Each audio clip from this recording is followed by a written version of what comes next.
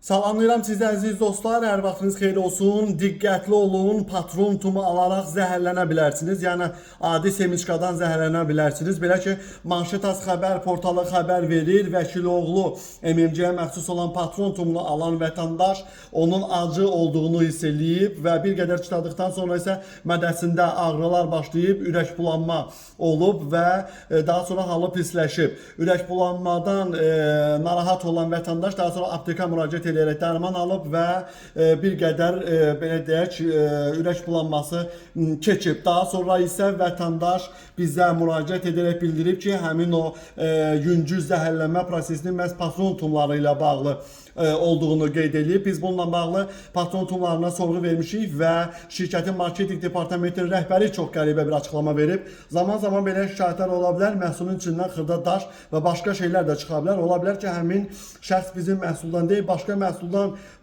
ürək bulanma keçirib. Patron tumlarının tərkibində kimya maddələr yoxdur. Biz hər zaman mediaya açıq olmuşuq. Ünvanlara istənilən sualda cavablaya bilərik. Əslində bu formada cavablanmayı da təəssüf edirəm. Əgər məhsulun içindən daş çıxırsa, deməli siçan da çıxa bilər, başqa məhsullar da çıxa bilər.